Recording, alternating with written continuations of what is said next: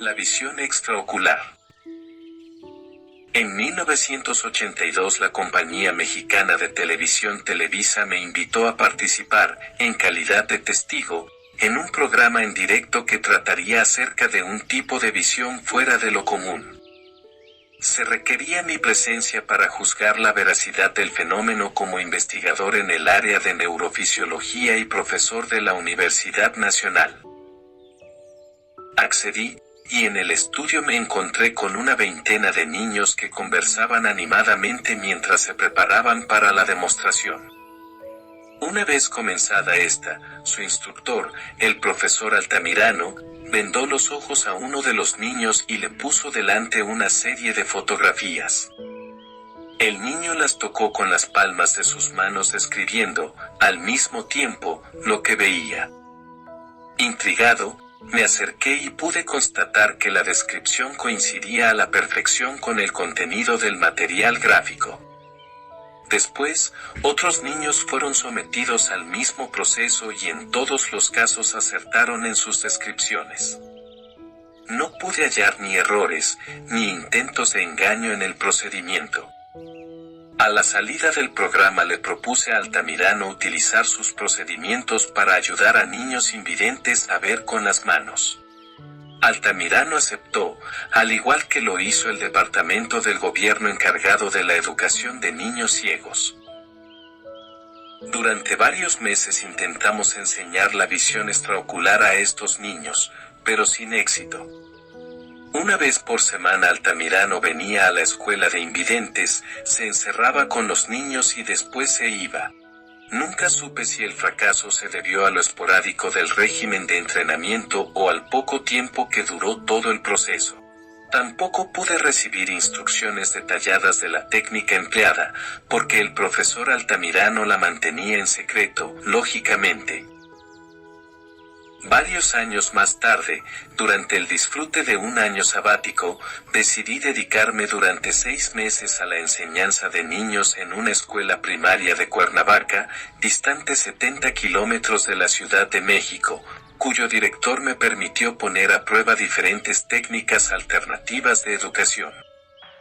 Una mañana, mientras descansábamos en el jardín de la escuela, una niña me comentó que había visto un programa de televisión en el cual se mostraban experiencias extraoculares y me pidió que se las enseñara. Aunque no me sentía capaz, puesto que desconocía la técnica de la visión extraocular, recordaba algunos comentarios de los niños ciegos y me decidí a probarla con la niña. Le pedí que se relajara, que se concentrara en su respiración y que tratara de visualizar una luz en su entrecejo. Después tomé sus manos y le pedí que se imaginara una línea luminosa interconectando sus dedos con su entrecejo. Coloqué sus palmas sobre una fotografía en color después de vendarle los ojos y la niña me describió la información de la fotografía. Otros niños se acercaron a nosotros. En menos de una hora, 6 o 7 críos veían extraocularmente. Todos estábamos encantados con la experiencia, de modo que la continuamos durante varios meses, hasta que tanto el director de la escuela como los padres de familia nos prohibieron proseguir las experiencias debido a que los niños adivinaban sus pensamientos, movían objetos a distancia y empezaban a desafiar toda su cosmovisión. La misma experiencia se ha repetido con idénticos resultados en otra escuela de la ciudad de Toluca, esta vez apoyada por los padres de familia y los directivos de la institución. Lo que sigue es una descripción de la experiencia de Cuernavaca, escrita con el mayor número posible de detalles y con el propósito de que quien así lo desee pueda ponerla en práctica. Se estudiaron 19 sujetos, 11 niñas y 8 niños, de edades comprendidas entre 5 y 13 años de edad. Todos, sin excepción, gozaban de condiciones óptimas de salud y manifestaron estar deseosos de participar en la misma. Ninguno de ellos tenía antecedentes de visión extraocular ni experiencia alguna respecto a este tipo de fenómenos. Pertenecían a 6 escuelas diferentes, en todas ellas eran considerados muy inquietos y especialmente remisos a aceptar normas rígidas de disciplina y conducta. Por lo demás, fueron catalogados como altamente inteligentes y despiertos. Aunque las condiciones familiares variaban de niño a niño, no se observaron diferencias notables, salvo en una apreciable destreza inicial en 5 niñas y 2 niños con una situación de estabilidad familiar óptima. Aprendizaje inicial. Previamente a la iniciación de los experimentos de detección de visión extraocular, todos los niños recibieron un aprendizaje que duró entre 1 y 3 jornadas y que se repetía en todas las sesiones de prueba posteriores a las iniciales. De esta manera, cada niño fue sensibilizado antes y durante todo el transcurso del experimento, hasta que adquirió una destreza lo suficientemente automatizada como para no necesitar entrenamiento adicional. Las características del aprendizaje se explican a continuación en la misma secuencia en la cual se desarrolló este. Con el niño sentado cómodamente con la espalda recta, se efectuaban los 3 ejercicios respiratorios siguientes. A. Expulsión forzada de aire a través de las fosas nasales durante 60 segundos, con los ojos cerrados, seguida de una concentración de la atención en el entrecejo durante 20 segundos. B. Respiración alternada a través de cada uno de los orificios nasales durante 60 segundos, con los ojos cerrados, seguida de concentración de la atención en el entrecejo durante 20 segundos. C. Inhalación y exhalación forzadas de aire, de forma rítmica y sostenida, hasta el límite de cada niño. A continuación, y en la misma postura, el niño practicaba la meditación a partir de las siguientes instrucciones. Con los ojos cerrados, concéntrate en el entrecejo y deja fluir tus pensamientos sin obstruirlos o controlarlos. Una vez que logres lo anterior, concéntrate en ti mismo y pregúntate quién soy yo, sintiéndote a ti mismo. Mantén tu concentración en ti mismo durante el tiempo que te sea posible. La verbalización de las instrucciones anteriores se adecuaba al nivel de entendimiento de cada niño. El tiempo total de cada meditación variaba de niño a niño, con un mínimo de 5 a 6 minutos y un máximo de 10 a 13 minutos, aproximadamente. Una vez logrado el punto anterior, el instructor se sentaba frente al niño y entrelazaba sus manos con las de éste, visualizando una línea de luz que surgía de las palmas de las manos del niño y terminaba en su cerebro. El ejercicio continuaba hasta que se mantenía la imagen de la línea de luz brillante, blanca y sin interrupciones. En ocasiones se colocó la punta de un cristal de cuarzo sostenido por el instructor en contacto con el entrecejo del niño o próximo al mismo. Se descubrió así que este procedimiento mejoraba el aprendizaje y aceleraba el proceso extraocular. Después se iniciaba la fase de detección extraocular. Para ello, al niño le vendaban los ojos utilizando una venda especial totalmente opaca y ajustada a los párpados, de tal forma que resultaba totalmente imposible la visión retiniana. Se ofrecía al niño material gráfico consistente en fotografías de alta calidad en colores brillantes y con contenidos diversos. El entrenador colocaba una o ambas manos del niño sobre la fotografía, haciendo contacto dérmico con la superficie de la misma y le pedía que siguiera su intuición tanto en lo que se refiere a la exploración dérmica de la fotografía como a la exploración del contenido mental estimulado por ella. Luego se le sugería que hiciese una descripción detallada de todas sus experiencias. Más tarde se le ofrecía retroalimentación verbal acerca de los detalles de la fotografía y acerca de los puntos de correspondencia entre su descripción de la figura y el contenido de la misma. Utilizando expresiones naturales y espontáneas de asombro y gusto, el instructor reforzaba las correspondencias adecuadas y corregía las inadecuadas. El proceso de retroalimentación continuaba hasta que el niño mostraba signos de fatiga o desinterés. En estos últimos casos, el entrenamiento se suspendía para ser proseguido en otra ocasión. Se estimulaba al niño para utilizar todo tipo de movimientos con las manos, explorando de esta manera diferentes posibilidades. Cuando el niño era capaz de describir sin errores las figuras contenidas en las fotografías, se le pedía que apartara las manos de la superficie de las mismas y que intentara visualizar su contenido sin contacto dérmico. Más adelante, se le enseñaba a realizar movimientos de barrido en el espacio entre su cuerpo y las fotografías utilizando contracciones rápidas de los dedos de sus manos. Este procedimiento acentuaba los detalles y mejoraba la focalización, además de la distancia límite en la que el niño todavía podía distinguir formas sutiles, tales como letras impresas. Al niño se le estimulaba, por último, para dejar de utilizar sus manos por completo y ver directamente los contenidos sin ayuda de movimientos. Se utilizó una gran cantidad de materiales gráficos, fotografías en color de paisajes, verduras, frutas y utensilios caseros, libros convencionales con contenidos lingüísticos y programas de televisión, así como otros niños y objetos medioambientales.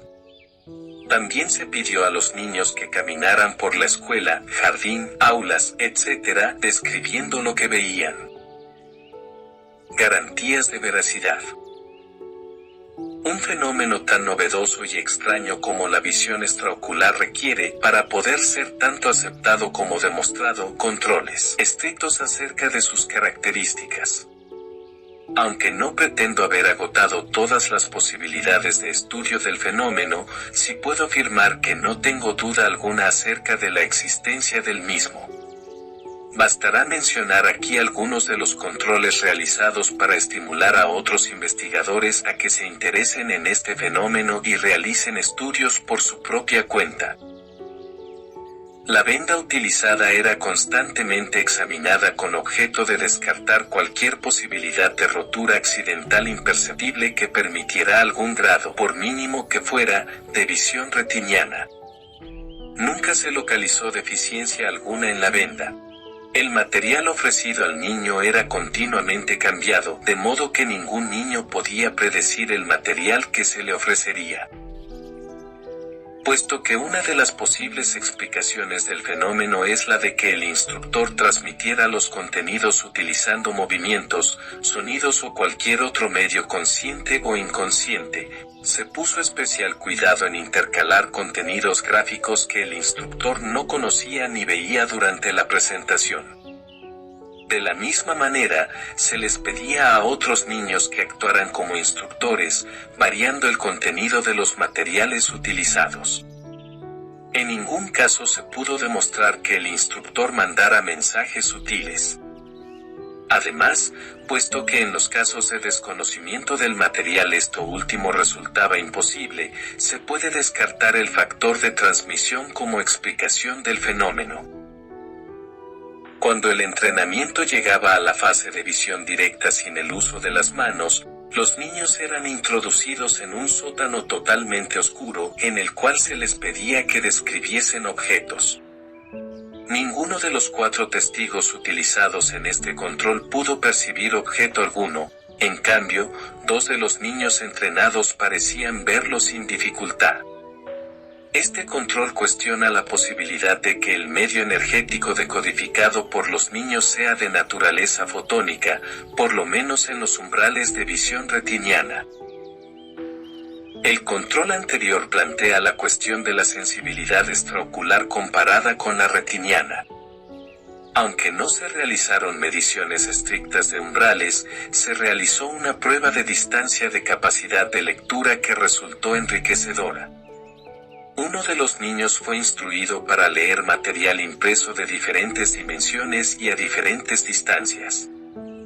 Con letras de 1 milímetro de tamaño, el niño empezó a mostrar dificultades de decodificación extraocular aproximadamente a los 70 centímetros de distancia sin el uso de barridos manuales.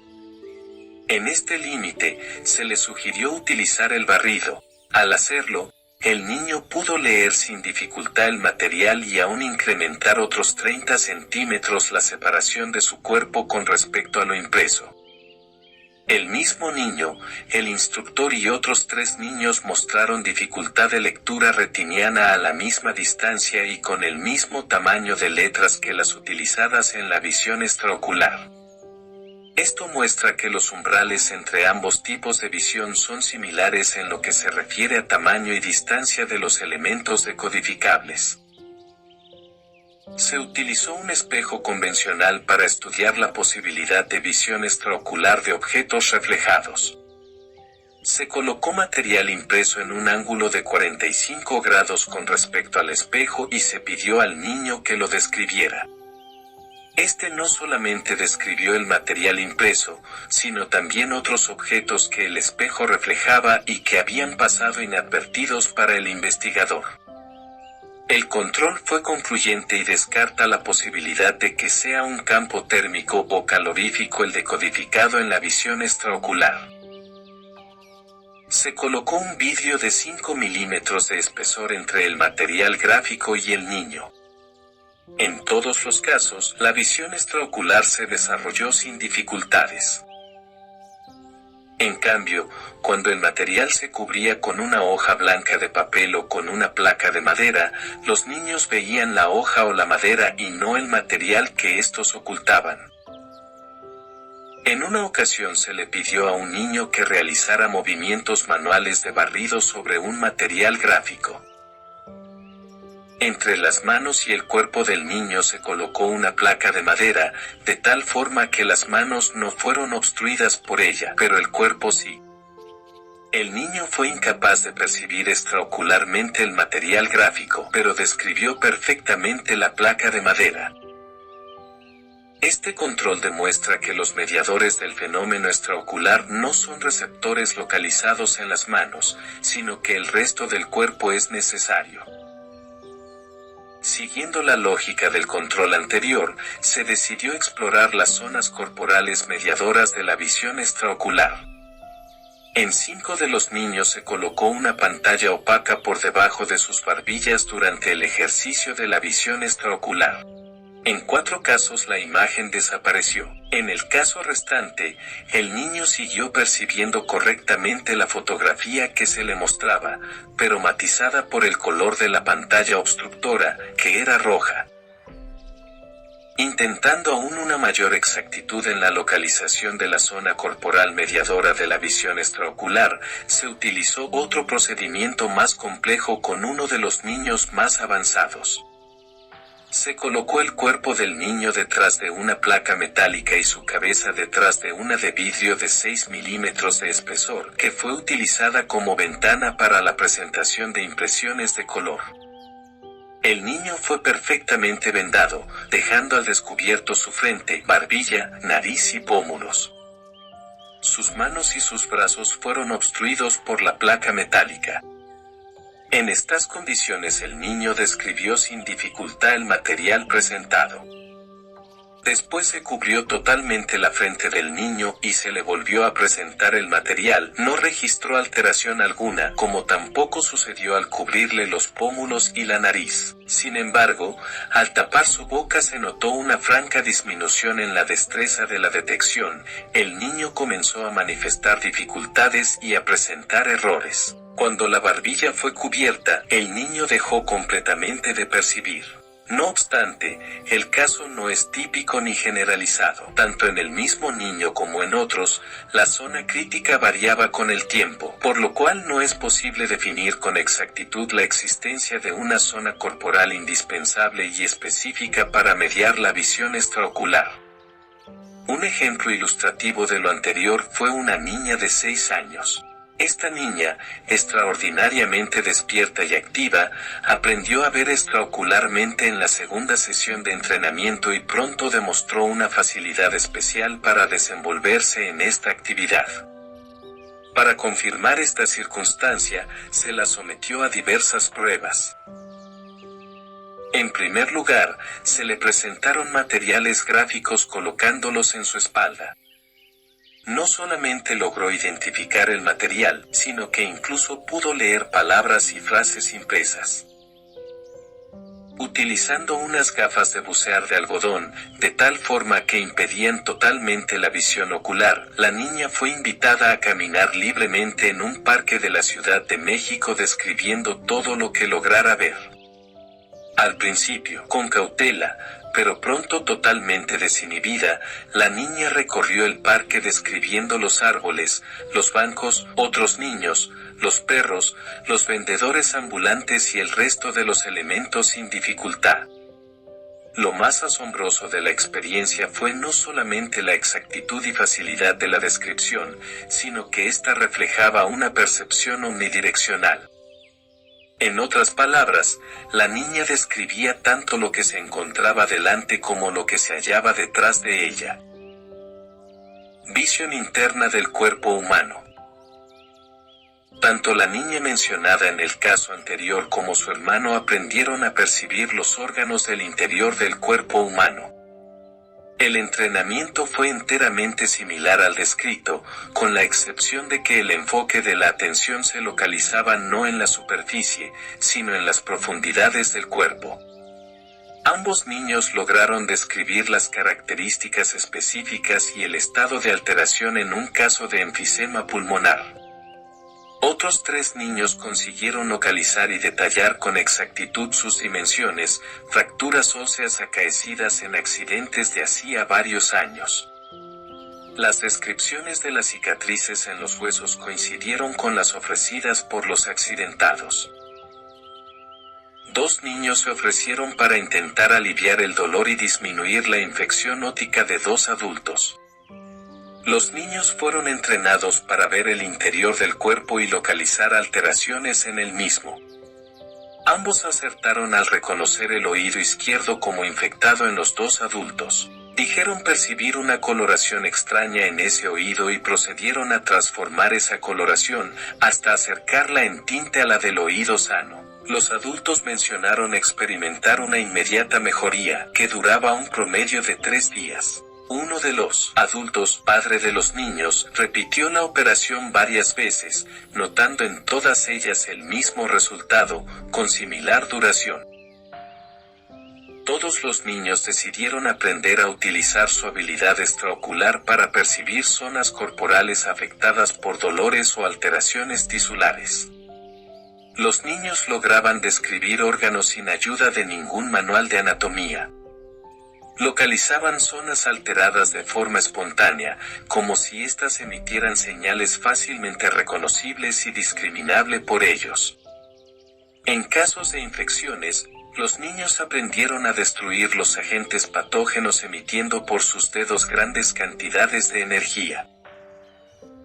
Sobre todo, en los niños más pequeños, se apreció un ligero movimiento lateral de la cabeza, que se inclinaba entre 20º y 30º hacia el lado derecho o izquierdo en un plano paralelo al del objeto.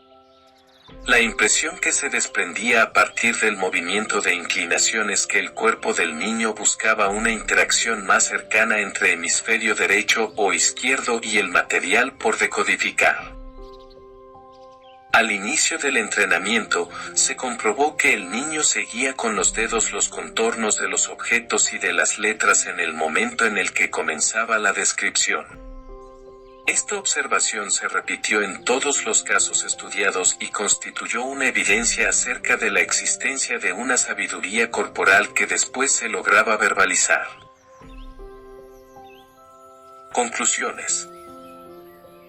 Gran parte de los resultados ya se han descrito en las secciones anteriores. Por ello, en esta intentaré realizar una integración de todos los resultados obtenidos sin detenerme en procedimientos y detalles innecesarios.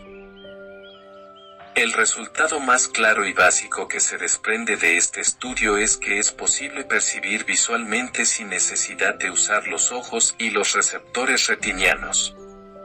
La finura del detalle de la visión extraocular parece ser similar al de la visión retiniana, lo mismo que su fidelidad. La visión extraocular parece ser capaz de representar un mundo visual enteramente similar al que presenta la visión retiniana sin la necesidad de utilizar la complejidad colosal de la estructura retiniana y, presumiblemente, sin la participación de las estructuras cerebrales comúnmente encargadas de decodificar el mundo visual. Una de las observaciones más llamativas, y una de las que primero se evidenciaron, es que los niños que parecían estar más en contacto con ellos mismos, los más seguros e intensos en su identidad personal, fueron los que con mayor facilidad adquirieron la visión extraocular. El fenómeno existe y su desarrollo parece seguir una secuencia lógica y repetida en los casos estudiados. Los niños que después de su entrenamiento son enfrentados a un material gráfico al que no tienen acceso visual, utilizan sus manos y sus dedos para recorrer este material intentando decodificarlo. En los casos más diestros basta una sesión para que el niño comience a ver extraocularmente. En los casos comunes, 3 sesiones. En su primera interacción, la mano comienza por barrer la página del papel sin un plano esquema predecible hasta que acontece algo que hace que los contornos de los objetos sean detectados. Si la fotografía contiene una naranja, la mano del niño seguirá el contorno de la misma durante algunos segundos, pero si se le pregunta al niño qué es lo que siente, este no podrá describir algo congruente a partir de sus barridos manuales. Si se le hace notar lo anterior, el niño súbitamente puede darse cuenta de que debe haber un objeto redondo, pero la visión extraocular sigue sin aparecer. Pronto, el niño se cansa de sus movimientos y decide dejar de realizarlos. Permanece quieto con su mano encima del papel, concentrado en sus sensaciones y con una tendencia a inclinar la cabeza. En algunos casos, después de esta concentración el fenómeno aparece. En otros, el niño debe recibir retroalimentación más detallada para descartar quizá imágenes sin correspondencia y fortalecer las congruentes con el material real. De una u otra forma, la visión extraocular aparece siempre en una especie de salto cuántico cualitativo, desde una casi total incapacidad de detección hasta una casi total perfección de decodificación. En realidad, toda la descripción anterior tenía como objeto llamar la atención acerca de una notable característica del fenómeno de visión extraocular, su aparición súbita. Una vez que lo anterior ocurría, el niño era capaz de percibir cualquier material que se presentase con una exactitud de detalle asombrosa. Generalmente, la primera sesión en la que aparecía el fenómeno implicaba un gasto energético muy grande, porque los niños manifestaban signos claros de cansancio y en algunos casos se quejaban de dolores intensos en los ojos. Estos dolores y el correspondiente cansancio disminuían a partir de la segunda detección. En los casos más avanzados, la visión extraocular dejaba de implicar un gasto energético excesivo, que el niño era capaz de realizar detecciones sin mayor preparación y con una total naturalidad y maestría. Cuando otros niños veían las ejecuciones de sus compañeros manifestaban el deseo de ejercitarlas por su propia cuenta. Cuando esto sucedía, el proceso de aparición del fenómeno parecía acelerarse. Con esta puntualización pretendo señalar que la ausencia de dudas acerca de la veracidad del fenómeno y la confianza en el instructor ejercieron una influencia beneficiosa. A continuación, describiré una serie de pruebas que se llevaron a cabo para establecer hasta qué punto sigue la visión extraocular las mismas leyes de perspectiva y gestalt que la visión retiniana. Se pidió a un niño que realizara descripciones de sus experiencias mientras el material visual se alejaba de su cuerpo, sin que el niño estuviese enterado de la maniobra. Sin dudarlo, el niño describió un fenómeno de alejamiento y no uno de reducción de tamaño o de cambio de material. En otras palabras, el niño percibió correctamente la maniobra tal y como la hubiera detectado con su visión retiniana. De la misma forma, en todos los casos en los que se probó a superponer un objeto al gráfico, los niños pudieron describir correctamente la maniobra. Cuando se les presentarán objetos en movimiento, también en todos los casos la detección e interpretación de los mismos fue correcta. Se experimentó con prácticamente todos los colores del espectro, con diversas tonalidades de los mismos, y siempre se observó una adecuada descripción de estos. Cada niño manifestaba un estilo personal durante la visión extraocular. Una niña, por ejemplo, ejecutaba barridos rápidos con sus dedos frente al material gráfico porque así le era más fácil y su descripción resultaba más exacta. Otro niño prefería leer palabras y no ver fotografías, otro prefería figuras a material de lectura. La lectura de palabras se ejercitaba de una forma gradual, iniciándose con una detección de letras aisladas, y generalmente colocando un dedo debajo de la letra por leer. Bastaban unos minutos para que el niño empezara a leer palabras completas, aún en idiomas desconocidos para ellos. Más adelante la rapidez en la lectura se volvía similar a la usual con visión retiniana. Dos excepciones a este último caso fueron la de un niño y una niña que leían extraocularmente con mayor rapidez que con visión retiniana y que manifestaban más interés por hacerlo extraocularmente. Este interés se aprovechó para que progresaran en sus clases de lectura del español. Uno de los objetivos de este estudio fue el de hallar una manifestación visible de una capacidad psicofisiológica para motivar a los pequeños a que aprendieran técnicas de contacto con su verdadera identidad. Por ello, siempre se enfatizaba la necesidad de realizar meditaciones centradas en la experiencia del uno mismo y en la pregunta ¿quién soy yo? En este contexto, manifiesto mi ignorancia acerca de si otros métodos de entrenamiento pueden ser más efectivos que los empleados en esta investigación. De hecho, algunos niños se dieron a la tarea de entrenar a sus amigos, hermanos y conocidos, y de ejercitar sus habilidades por su propia cuenta, con resultados excelentes. Una observación interesante se centra sobre la edad más adecuada para facilitar la visión extraocular. Obviamente, se necesitaría una muestra mucho mayor que la empleada aquí para contestar la pregunta. Sin embargo, se pueden desprender algunas conclusiones teniendo en cuenta los intentos infructuosos que realicé con jóvenes de edad superior a los 16 años y con adultos todavía mayores. Parece que el fenómeno se va dificultando después de una edad límite de alrededor de 15 años. En ocasiones se realizaron meditaciones en grupo en las que se visualizaban luces y se estimulaba el contacto con uno mismo. La visión extraocular se facilitaba siempre después de una meditación de este tipo. El fenómeno se presenta con mayor intensidad y de una forma más clara cuando tanto el niño como el instructor se encuentran tranquilos, concentrados en sí mismos, en un nivel en el cual el sí mismo pierde fronteras. En otras palabras, cuando existe un contacto auténtico con una sensación de identidad que trasciende lo puramente personal. Otra observación interesante es que el instructor no necesita visión extraocular para poderla enseñar. En muchas ocasiones se les preguntó a los niños acerca de sus experiencias internas durante la visión extraocular. Algunos de ellos decían que lo que veían era exactamente igual que lo que percibían normalmente con los ojos abiertos.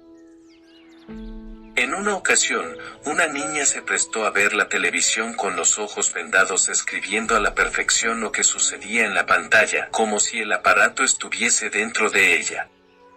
Otros niños describieron la aparición de una pequeña pantalla dentro de su mente en la cual aparecían las figuras presentadas. Ningún niño mencionó que tuviera que crear conscientemente la imagen extraocular.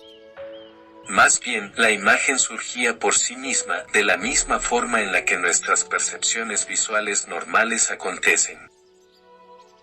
La automatización de la imagen extraocular era clara desde el surgimiento del fenómeno y no parecía facilitarse, de forma notable, con la práctica.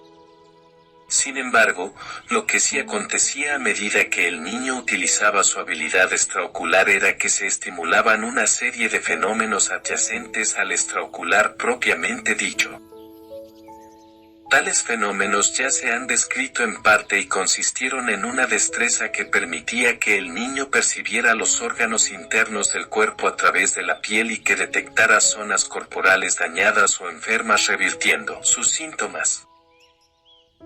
El último resultado que me gustaría destacar se refiere a la relación entre el fenómeno extraocular y los cristales de cuarzo. Basta decir aquí que su efecto facilitador se observó en por lo menos 5 infantes, 3 niñas y 2 niños, y que su descubrimiento fue casual. Una de las niñas del estudio se prestó para hacer una demostración de su capacidad con un programa de TV, de modo que se le proyectó una película británica en color, con subtítulos en español. La niña manifestó cierta dificultad para leer los subtítulos a una distancia de 5 metros de la pantalla, aunque pudo describir los colores de las escenas y la acción dramatizada. Mencionaba que aparecían líneas y puntos obstructores. Súbitamente, la niña me solicitó un cristal de cuarzo que llevaba conmigo y que utilizo en mis meditaciones. Al sostener el cristal con su mano derecha, la niña afirmó que las líneas y puntos de distracción habían desaparecido, y así pudo leer fluidamente los subtítulos de la película y describir con todo lujo de detalles las escenas. El efecto fue tan claro que a partir de ese momento se probó con otros niños. 2 niñas aseguraron que el material gráfico que se les presentaba, una serie de fotografías de paisajes, adquiría tridimensionalidad al ser extraocularmente percibido, mientras un cristal de cuarzo era sostenido entre sus manos. Afirmaron, como si con el cristal estuvieran dentro de la fotografía, en medio del paisaje, y sin el cristal, fuera de ella, observándola como fotografía bidimensional. Por último, 2 niños y 2 niñas fueron capaces de incrementar la distancia máxima en la que podían leer material impreso con la ayuda de cristales de cuarzo.